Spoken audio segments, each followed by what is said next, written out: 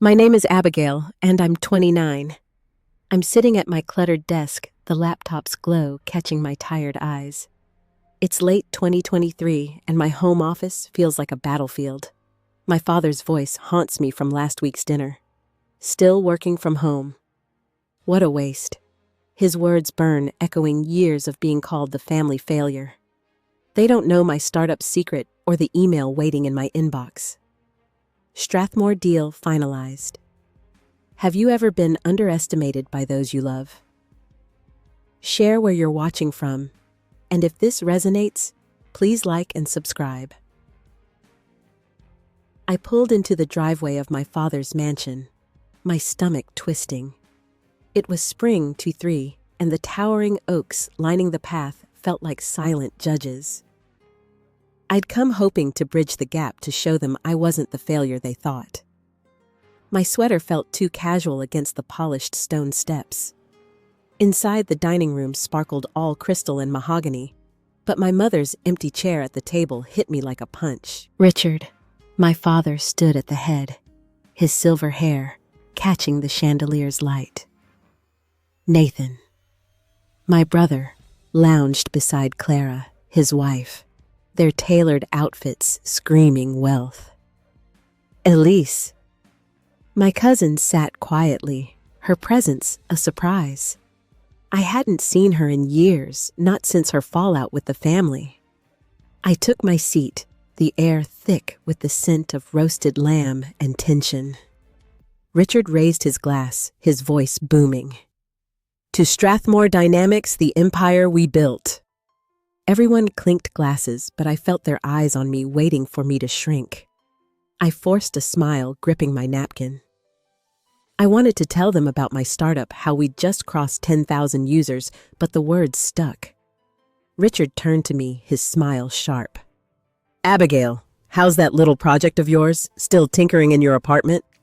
His tone dripped with pity, and Nathan chuckled, leaning back in his chair. Clara glanced at her plate, avoiding my gaze. I swallowed my throat dry. It's going well, I said, my voice smaller than I wanted. We're growing fast, actually. Richard raised an eyebrow. Growing? You mean that website you run from your couch? Come on, Abigail, that's not a business. It's a hobby. Nathan jumped in, his smirk widening. Yeah, sis. When are you getting a real job? Strathmore could use a secretary.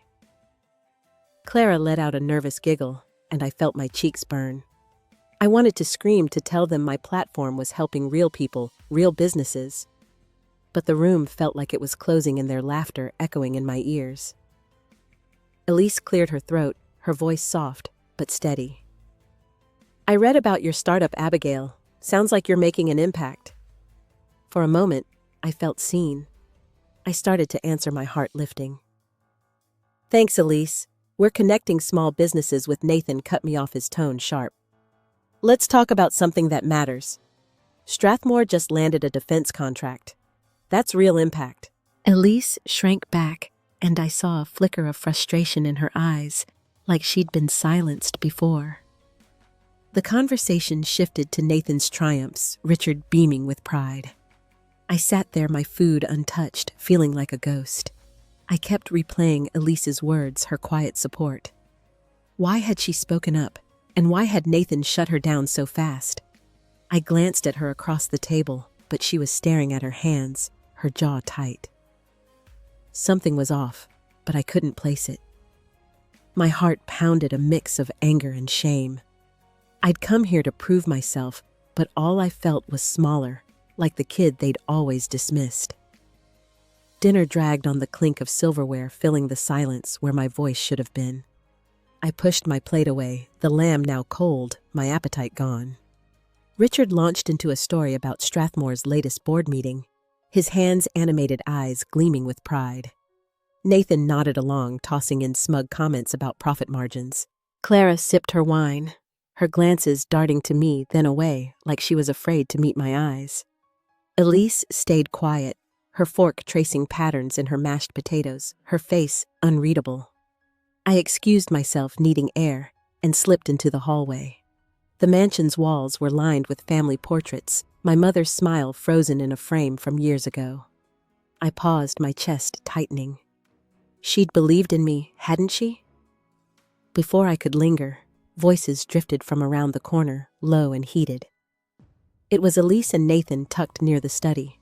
I froze, half hidden by a potted fern, my pulse quickening. "You can't keep ignoring it, Nathan," Elise said, her voice sharp but hushed. "The cash flow reports don't lie.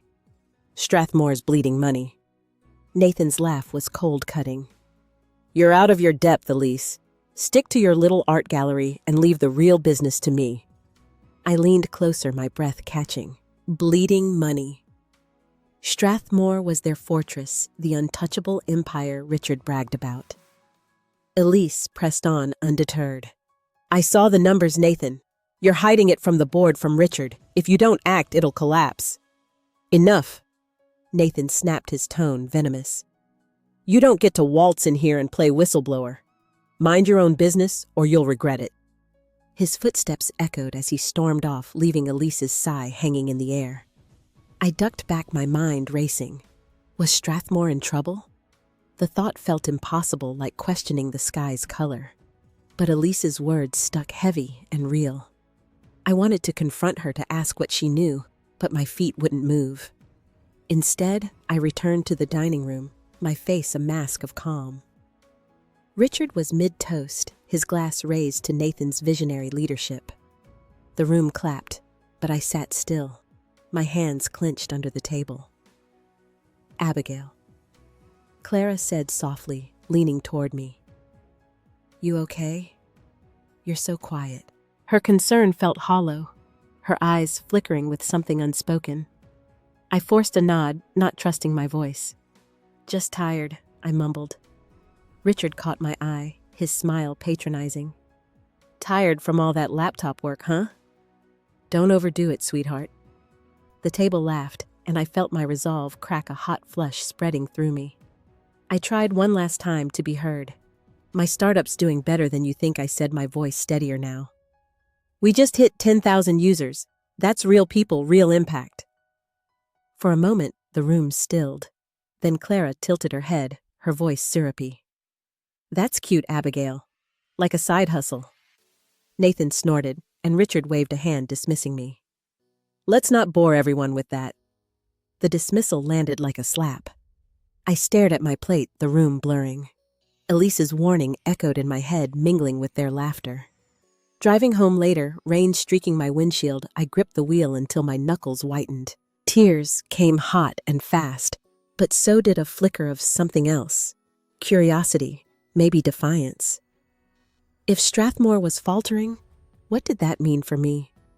For us, I didn't know yet, but I swore I'd keep pushing, no matter how small they made me feel. Summer 2023 hit like a fever, the air in my apartment thick with heat and restless energy. I sat cross-legged on my couch, laptop balanced on my knees, the hum of a Zoom call filling the room. Jocelyn, my mentor, peered through the screen, her brow furrowed. "Abigail, there's chatter out there," she said, her voice low. "Investors are spooked about your startup. Someone's saying it's unstable." My stomach dropped. Unstable? We just hit 15,000 users, our platform buzzing with small businesses thriving. "Who's saying this?" I asked, my voice tight. Jocelyn hesitated. "I don't know, but it's deliberate. Be careful." I ended the call, my hands shaking. The room felt too small, the walls pressing in. I paced to the kitchen, splashing water on my face, trying to shake the unease. That dinner at my father's mansion still gnawed at me, Elise's warning about Strathmore's cash flow problems looping in my head. Could it be connected? I pushed the thought aside, but it clung like damp cloth. Harper, my best friend and coding genius, texted me to come over. Her place was a mess of monitors and coffee cups, the kind of chaos that felt like home. She was hunched over her desk, her curls, wild eyes locked on her screen. "Abigail, you need to see this," she said, her voice sharp. She spun her laptop toward me, an email chain glowing on the screen. My heart stopped. It was from Nathan my brother sent to a venture capitalist I'd pitched to last month. The subject line read, "Concerns about Abigail's project." I read the first line, my breath catching. "Her platform is a risky bet, barely sustainable," Nathan wrote. "Strathmore Dynamics has seen her work up close. It's not viable." Every word was a blade precise and cruel. He'd painted my startup as a scam, leveraging Strathmore's name to bury me. Harper's eyes burned with anger. "He's sabotaging you, Abigail. This isn't just family drama, it's war." I sank into her couch, my mind reeling. Nathan's smirk from that dinner flashed back, his voice mocking my hobby. But this was calculated, a betrayal that cut deeper than any insult. I thought of our childhood, how he'd always resented me, how Mom's praise for my drawings or ideas made him scowl. Was this his revenge festering all these years? I felt sick, my chest tight, with a mix of rage and heartbreak. Harper grabbed her phone, scrolling for more. "There's another one," she said, her voice rising. He sent it to 2 other investors. Same story, different words. I leaned over, reading the emails, each one a twist of the knife. Nathan hadn't just doubted me, he'd gone out of his way to ruin me. I thought of the nights I'd spent coding the small businesses who thanked me for helping them grow. All of it dismissed by his lies. "Why would he do this?" I whispered, more to myself than Harper. She slammed her laptop shut, her face fierce. "Because he's jealous, Abigail. You're building something real and he can't stand it. You need to confront him now." I shook my head, my throat burning. Confront Nathan. The thought made my stomach lurch. He'd laugh, or worse, Richard would back him up like always. But Harper's words lit a spark, a stubborn refusal to let this slide. I stood pacing her tiny living room, my fists clenched. "I can't let him win," I said, my voice trembling but firm. "But how do I fight this? They're Strathmore Dynamics. They're untouchable." Harper's eyes softened, but her tone was steel. "You fight by proving them wrong.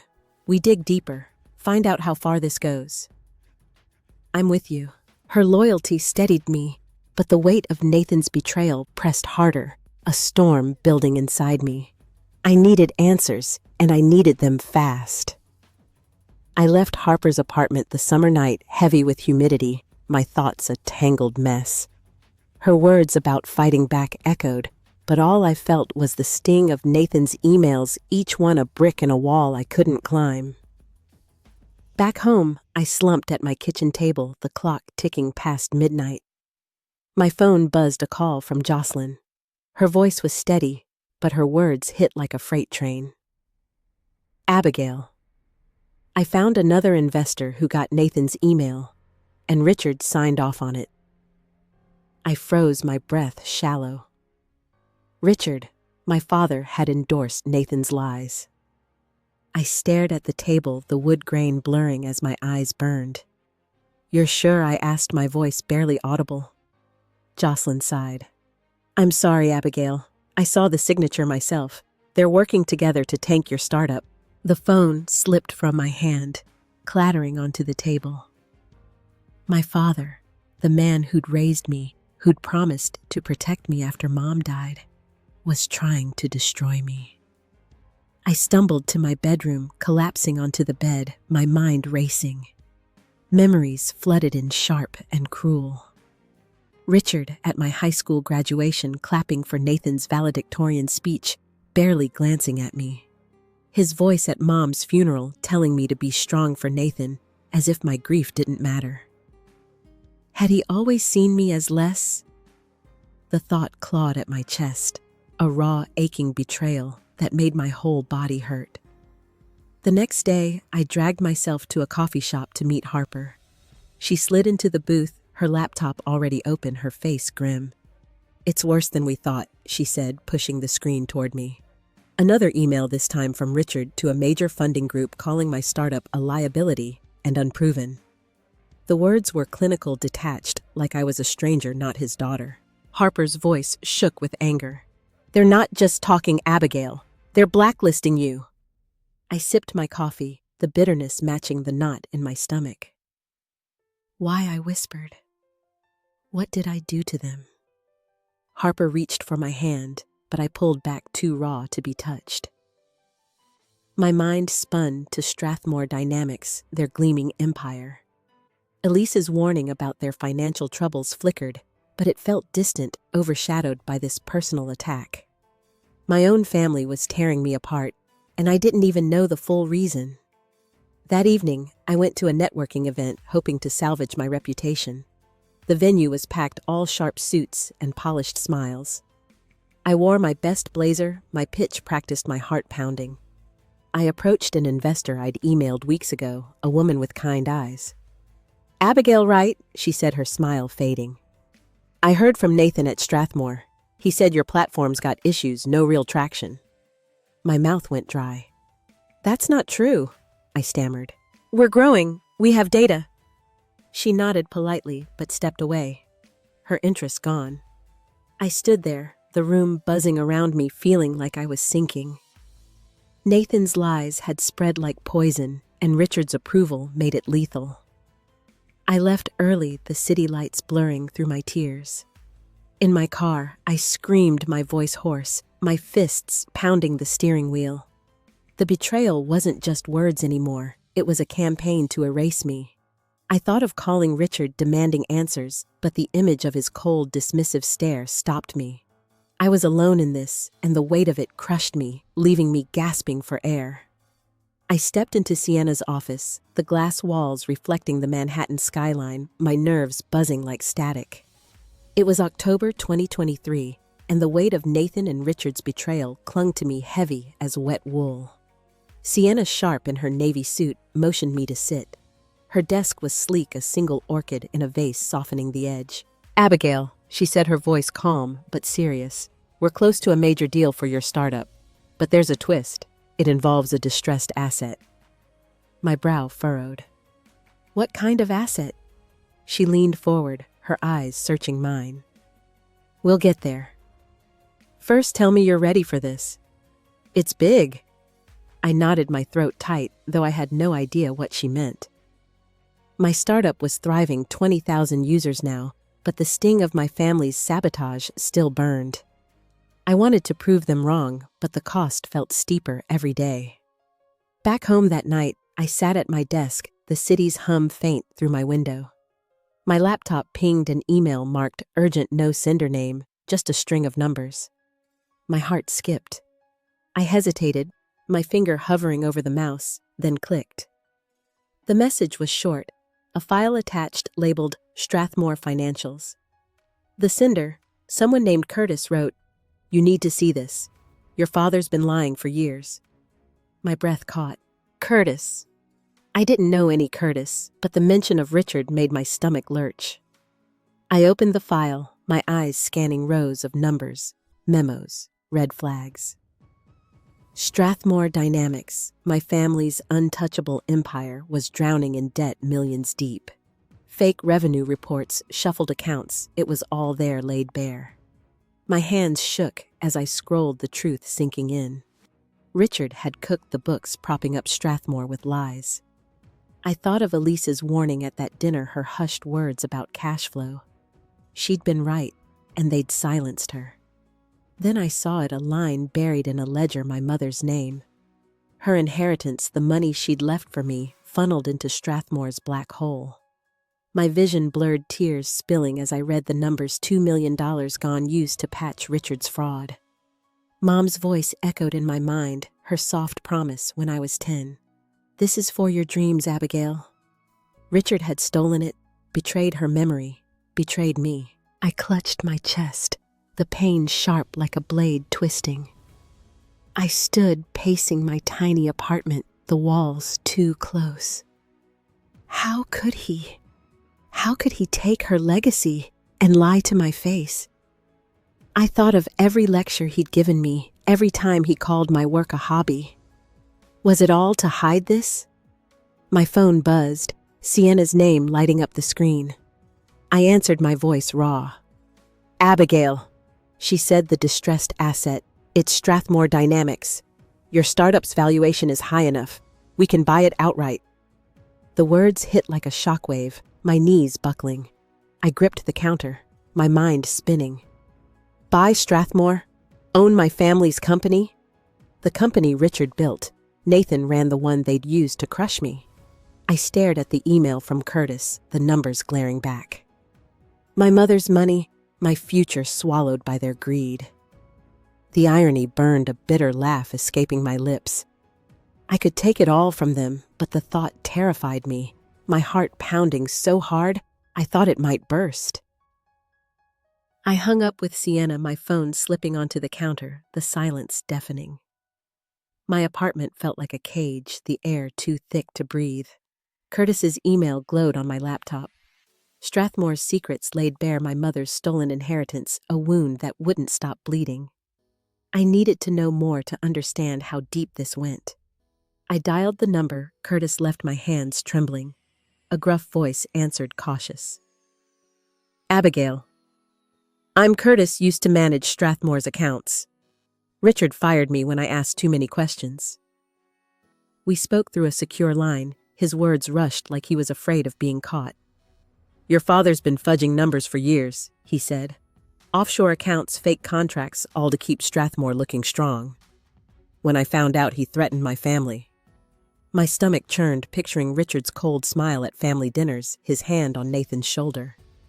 Curtis paused, then dropped the bomb. "Your mother's money wasn't just used, Abigail. Richard knew she meant it for you. He took it anyway, said you'd never amount to anything." The room spun, my knees hitting the floor. I gripped the rug, my nails digging in tears, streaming. Mom's face flashed in my mind, her gentle hands braiding my hair, promising me a future. Richard had spit on that, used her love to fuel his lies. Curtis kept talking, his voice a distant hum. "I've got more files, proof of fraud going back a decade. I'll send them, but you need to act fast." I mumbled a thanks, barely coherent, and the call ended. My phone buzzed again. Sienna texting, "Deal papers ready tomorrow. Strathmore's yours if you sign." I stared at the words, my heart a war zone. Owning Strathmore meant taking everything from Richard and Nathan, their pride, their legacy. But it also meant facing them, seeing the hatred in their eyes. I imagined Nathan's sneer, Richard's booming voice calling me ungrateful, a traitor. The thought made me sick, my breath hitching in sobs. I crawled to my couch, curling into a ball, the weight of it all crushing me. Curtis's files arrived, a new email with spreadsheets and memos, each one a nail in Strathmore's coffin. One document stopped me cold, a note from Richard to Nathan dated after Mom's death. "Abigail's share is ours now. She'll never know." The betrayal was absolute, a knife through my core. My family hadn't just doubted me, they'd erased me, stolen my past to save their future. I thought of Sienna's offer, the power to flip their world upside down. But power felt hollow against this pain, this raw, gaping hole where my trust used to be. I saw Mom's smile in my mind, her voice fading, replaced by Richard's lies. My sobs turned to gasps, my chest so tight I thought I'd break. I was at the edge, staring into an abyss of anger and grief, with no way back and no way forward, just the shattering truth that my family had never loved me.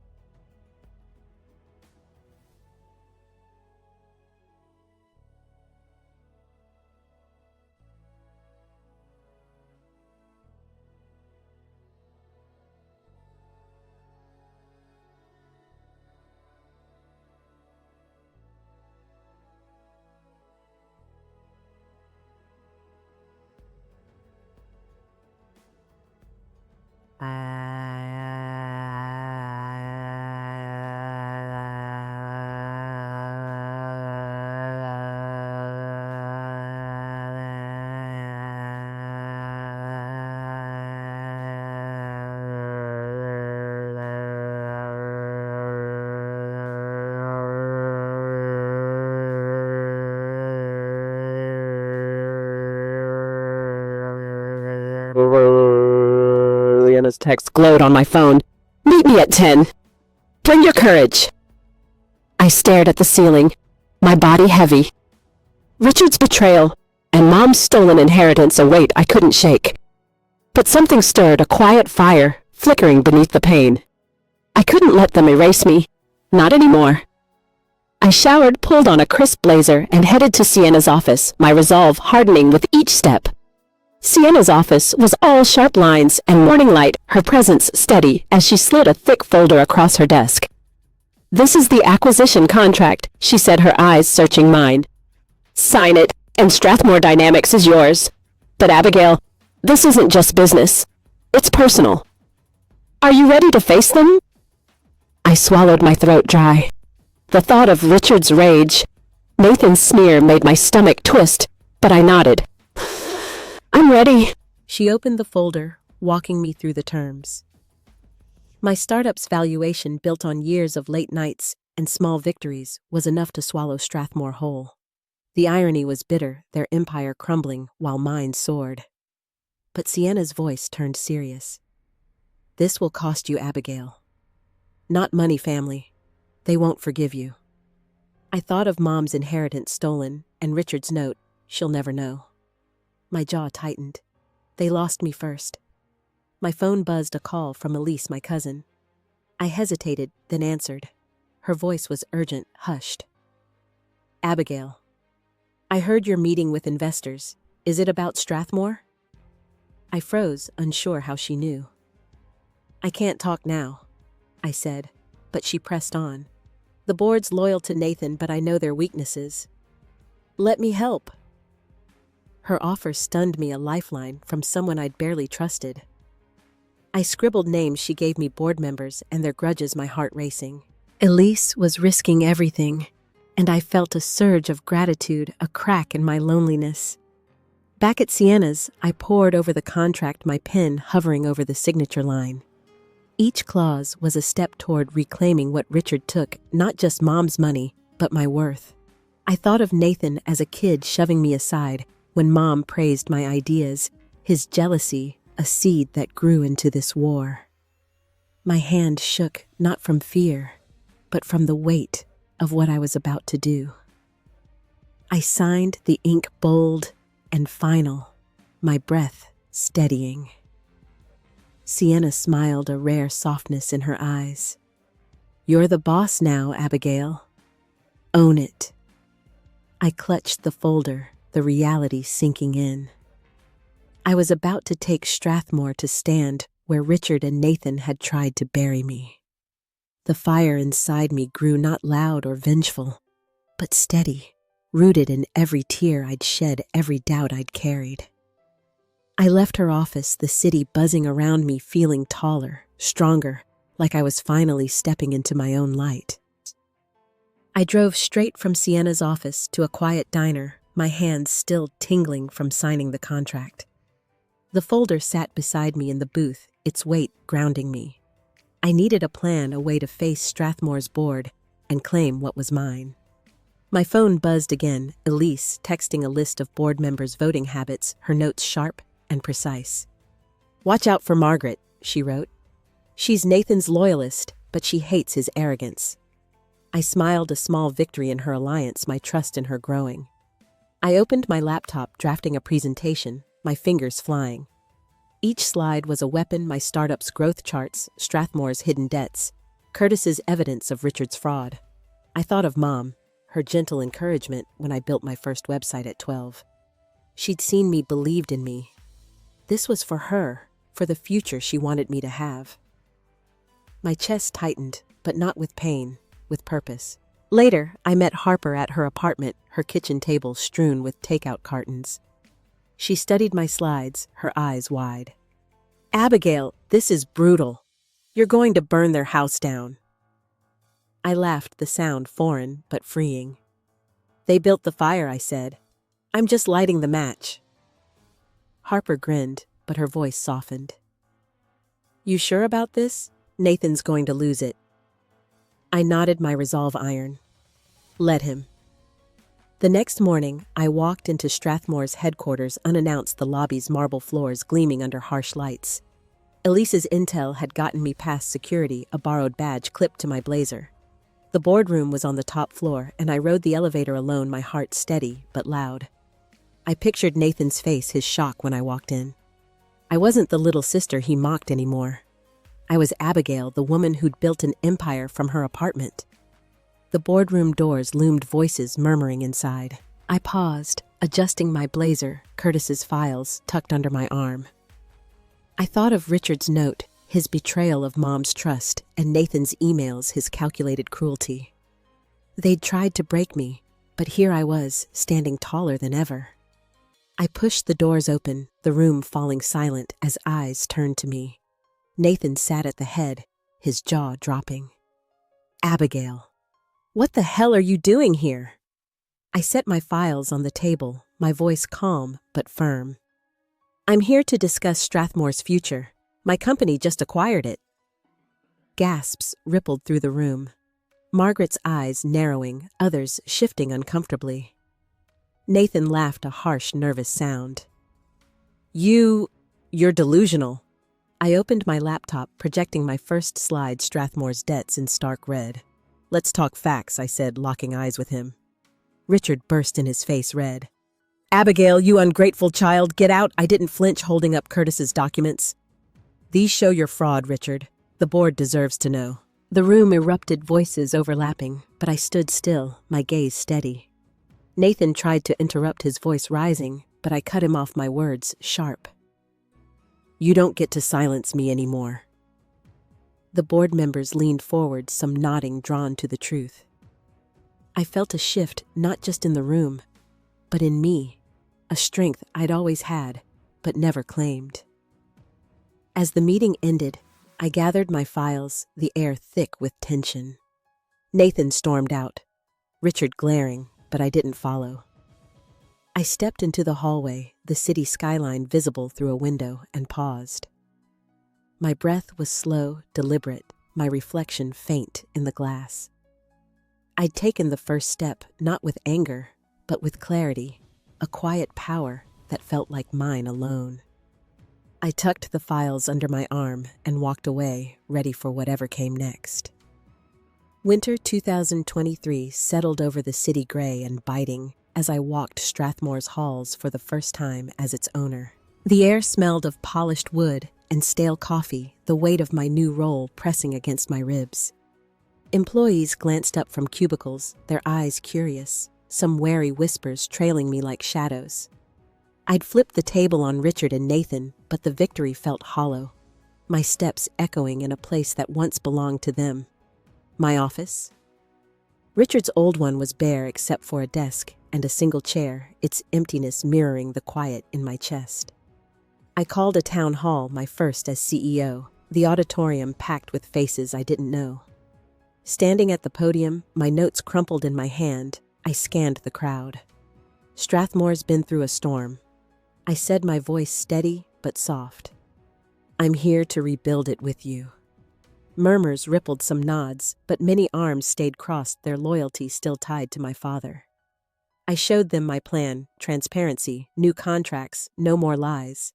A few clapped, others stared, their skepticism a wall I'd have to climb. Curtis, the whistleblower, joined me after his lanky frame slouched in a chair. They don't trust you yet, he said, his voice rough but kind. He'd taken a job on my team, his own redemption, tied to Strathmore's revival. Over coffee in the break room, he shared his story, a single dad fired by Richard for digging too deep, his daughter's college fund drained by legal battles. I lost everything to tell the truth, he said, his eyes distant. You're braver than I was. His words landed heavy, a mirror to my own losses, but they steadied me. Clara showed up unannounced that afternoon, her coat dusted with snow, her face pale. She stood in my office doorway, hesitant, like she was trespassing. Abigail, can we talk? She asked, her voice small. I nodded, motioning to a chair, but my guard was up. She twisted her scarf in her hands, avoiding my eyes. Nathan's a wreck. He won't eat, won't sleep. Can you give him a role here? Anything. Her plea caught me off guard, a mix of pity and anger rising. I thought of Nathan's emails, his laughter at my dreams. Clara, he tried to ruin me. I said, my tone even but firm. She flinched, her eyes welling. He's my husband. I know he's wrong, but he's family. The words stung, a reminder of what I'd lost. I saw her at Mom's funeral, her arm around me, the only one who'd checked on me after. Now she was here for Nathan, not me. I can't, I said, my voice barely above a whisper. She stood, her lips trembling, and left without another word. The door clicked shut, and I sat frozen, the silence louder than her plea. My heart caught between guilt and resolve. I worked late, the office dark, except for my desk lamp papers strewn around me. Curtis's story lingered, his sacrifice a shadow over my own. I'd taken Strathmore, but at what cost? Richard hadn't spoken to me since the boardroom, his absence a wound that wouldn't heal. I opened a drawer, finding a faded Strathmore letterhead, Richard's signature scrawled on it. My throat tightened, the memory of his pride in this place now tainted by his lies. I was rebuilding his empire, but I'd lost him, lost them all, and the price felt heavier than I'd expected. The days blurred, each one a marathon of meetings and memos, Strathmore's pulse slowly steadying under my hand. I stood at a whiteboard sketching new supply chain plans, Harper beside me, her marker squeaking as she added numbers. Her energy was infectious, her belief in me a lifeline. This could double our output, she said, grinning. I nodded, a faint smile breaking through, but my mind drifted to Clara's visit, her plea for Nathan echoing like a bruise. The office hummed around us, employees warming to me, some even calling me boss in passing. That evening, a letter arrived, hand-delivered, Richard's sharp handwriting on the envelope. I sat at my kitchen table, the paper cold in my hands, my heart thudding. Abigail, it began. You've chosen ambition over family. You're no daughter of mine. Each word was a stone, heavy and final, his disownment cutting deeper than I'd braced for. I set the letter down, my fingers numb, staring at the wall where a clock ticked too loudly. Harper stopped by later, sensing my quiet. You okay? She asked, her voice soft. I showed her the letter, my throat too tight to speak. She read it, her jaw clenching. He's wrong, Abigail. You're saving Strathmore, not destroying it. Her words were warm, but they couldn't touch the chill inside me. I thought of Curtis, his story of losing his family for truth, and wondered if this was my price too. His courage felt distant now, my own faltering under Richard's words. The next morning, I walked Strathmore's factory floor, the clank of machines a steady rhythm. Workers nodded as I passed, their earlier skepticism softening into respect. One, an older man named George, stopped me. You're doing right by us, he said, his eyes crinkling. Heard about the new contracts. Means my kids' tuition's covered. I smiled, my chest loosening, but the warmth faded fast. Richard's letter sat in my bag, its weight pulling me back. Clara texted as I left the factory, her message short. I'm sorry. I can't choose you over Nathan. I stared at the screen, the words blurring. I'd hoped for an ally in her, a bridge to the family I'd lost, but she'd picked her side. I deleted the text, my fingers steady, but my heart sinking. Driving home, the city's lights streaked past, each one a reminder of the distance growing between me and them. At my apartment, I pulled out a photo of Mom from a drawer, her smile soft in the dim light. I traced her face, wishing she could see me now, leading Strathmore, rebuilding what Richard broke. But Richard's letter lay on the table, its words louder than her memory. I'd won the company, earned the workers' trust, but my family was gone, their absence a void I couldn't fill. I sat there, the photo in my hands, my breath shallow, the silence around me heavier than any fight. A quiet ache that swallowed everything. Spring 2024. bloomed soft and green, the city waking up with a warmth I hadn't felt in months. My apartment, once a chaos of papers and coffee mugs, was tidier now, sunlight spilling through the blinds. I sat on my couch, a notebook open in my lap, jotting thoughts about Strathmore's next quarter. The company was stabilizing, its heartbeat steady under my care. I paused, my pen still, and looked around. For the first time in years, I felt a quiet inside me, like a storm had passed. At work, I'd taken on a new project, mentoring Lila, a young intern with wide eyes and a nervous laugh. She reminded me of myself at 20, all dreams and doubts. We sat in my office, her laptop open to a marketing pitch she'd drafted. "It's rough," she said, chewing her lip. I read it, her ideas, bold but unpolished. "It's a start," I told her, smiling. "You've got something here. Keep going." Her face lit up, and I felt a warmth, not just for her, but for the person I was becoming, someone who could lift others up. Harper dropped by that afternoon, her arms full of blueprints for a new app we were dreaming up. She spread them across my kitchen table, her excitement bubbling. "This could change how Strathmore connects with clients," she said, pointing to a sketch. I nodded, caught up in her vision, my own ideas sparking. We laughed over cold pizza, the kind of laughter that felt like a deep breath. I saw my reflection in the window, my eyes brighter, my shoulders looser. I wasn't just surviving anymore, I was building. Later, I walked to a nearby park, the grass damp under my sneakers, cherry blossoms drifting like soft snow. I found a bench, the air sweet with spring, and opened my notebook again. I wrote about Mom, not her loss, but her life, her love for gardening, how she'd hum while pruning roses. I hadn't thought of those moments in years, too buried under Richard's betrayal. Now they felt close, like she was sitting beside me. Her presence a comfort I hadn't let myself feel. My phone buzzed, a message from Elise, inviting me to her cousin's wedding. "It'd be good to see you," she wrote. I stared at the words, my thumb hovering. The idea of family, of facing their world again, tightened my chest. I thought of Clara's silence, Nathan's anger, Richard's letter. They were my past, but not my future. I typed a polite decline, my fingers steady, and set the phone down. The park was quiet, the breeze cool on my face, and I felt a release, like letting go of a weight I'd carried too long. I stayed on the bench, watching kids chase each other across the grass, their laughter sharp and free. I wrote one last line in my notebook, "I'm enough." It was simple, but it anchored me. The hurt was still there, a scar under the surface, but it didn't define me anymore. I closed the notebook.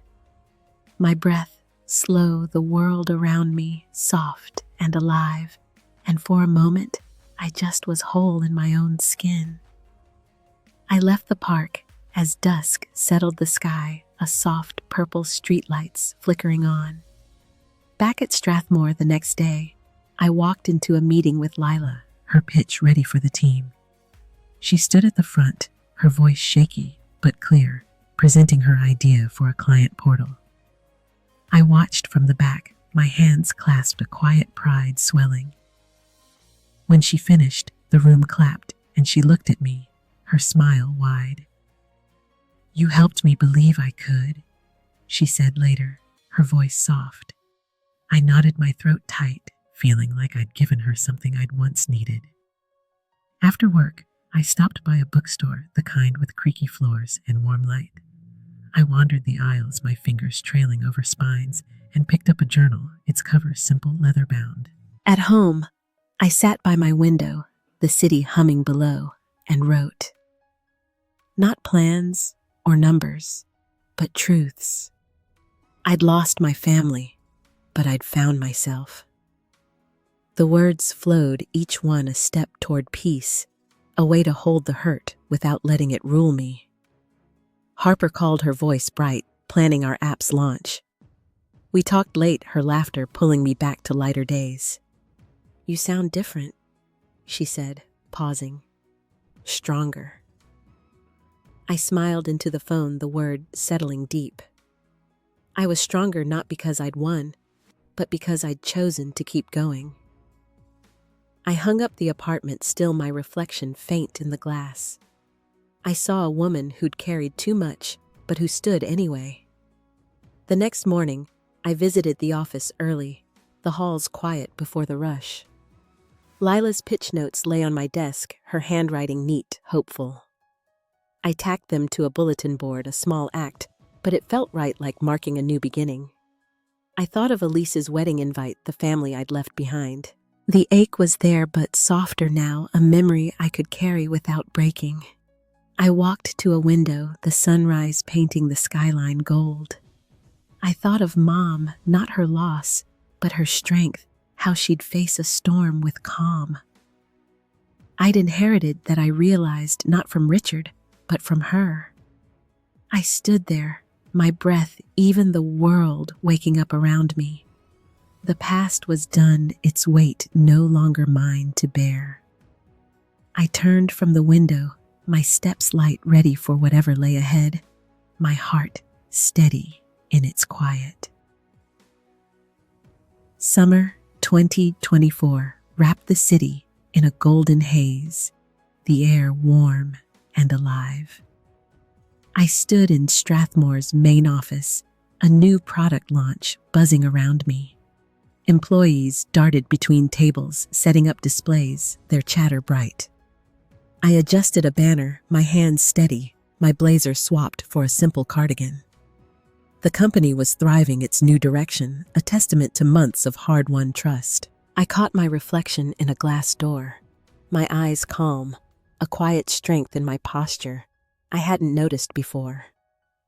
After the event, I stayed late, sorting through old files in a back room. Dust motes danced in the lamplight as I opened a box marked Archives. Inside, tucked between faded invoices, was an envelope, my name in Mom's neat cursive. My breath caught. I slid it open, unfolding a letter dated a year before she passed. Abigail, she wrote, "You have a fire inside you. Don't let anyone dim it. I believe in you." Tears pricked my eyes, but they weren't bitter. They were warm, like her words had reached across time to hold me. I took the letter home, setting it on my nightstand, its presence a soft anchor. My apartment felt different now, not just a workspace, but a haven. I'd started cooking again, simple things like stir-fry, the sizzle of vegetables, a small joy. Evenings I'd sit on my balcony, a mug of tea in hand, watching the city pulse below. The chaos of last year. Richard's letter, Nathan's betrayal, felt distant, like a storm I'd walked through and left behind. Curtis stopped by one morning, his usual gruffness softened. He'd settled into his role at Strathmore, his daughter visiting on weekends now. Got her a scholarship, he said, his voice proud. Couldn't have done it without this job.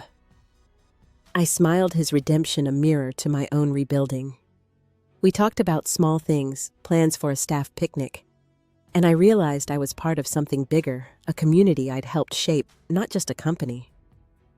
Lila, my intern, thrived too, her confidence blooming. She'd pitched a new campaign last week, her voice steady, eyes bright. Watching her, I saw the girl I'd been full of dreams, but afraid to claim them. I'd given her a chance, and in doing so, I'd given myself one too. I started a habit of writing letters, not to send, but to process, each one a step toward forgiving myself for the years I'd felt small. My phone buzzed, a notification from Harper about our app's beta test. I grinned, her enthusiasm a spark that kept me grounded. I thought of Mom's letter again, her belief in me a light I carried now. The pain of losing my family hadn't vanished, but it no longer ruled me. I stepped onto the balcony, the summer air soft against my skin, and took a slow breath, the world steady beneath me, my heart finally at rest. One quiet evening, I took a walk along the river, the water glinting under the city's lights. The summer breeze carried the scent of grass, and I moved slowly, my hands in my pockets, my thoughts clear. I passed a street musician, his guitar notes soft and steady, and dropped a few dollars in his case. He nodded, a small connection, a reminder of the world beyond my own battles. I kept walking, the rhythm of my steps matching a new calm inside me. At Strathmore, I'd started hosting open forums, letting employees share ideas. One day, a shy designer named Tara spoke up, suggesting a sustainability initiative. Her voice trembled, but her eyes were fierce, and I saw myself in her, the Abigail who'd once been too afraid to speak. I approved her plan, and watching her lead it, I felt a pride deeper than any deal I'd signed. I wasn't just running a company, I was building a place where others could grow. Harper and I launched our app, a small celebration in the office with cupcakes and laughter. She hugged me after, her voice low. "You did this, Abigail. All of it." I smiled, but my mind went to the years I'd spent doubting myself, believing Richard's words that I'd never be enough. Those doubts were still there, faint echoes, but they no longer held me. I'd learned to carry them lightly, to let them pass like clouds. One morning, I found a voicemail from Nathan, his voice strained. "I'm sorry, Abigail. I was wrong." I listened, my coffee cooling on the counter, my heart unmoved. His apology was too late, a gesture that changed nothing. I deleted it, not with anger, but with clarity. I didn't need his regret to feel whole. I thought of Mom, her letter now framed above my desk. Her words, a compass. "You have a fire inside you." I'd found that fire not in vengeance, but in choosing myself every day. The lesson came slowly, carved from every step of this journey. It wasn't about proving them wrong. It was about knowing I was enough. Not because of what I built, but because of who I was. We all carry wounds, voices that tell us we're less. But we can choose to rise, to build, to love ourselves through the pain. That choice, quiet and steady, is where freedom lives. I stood by the river that night, the city alive around me, and I knew I'd keep choosing it for me, for the Abigail I'd become. What's a moment you chose yourself, even when it was hard? Share it below. I'd love to hear your story. If this journey resonated with you, please like and subscribe, and share it with someone who needs to hear it. Thank you for being here, for listening, for carrying your own light. Here's to healing, to growing, to finding peace in your own way.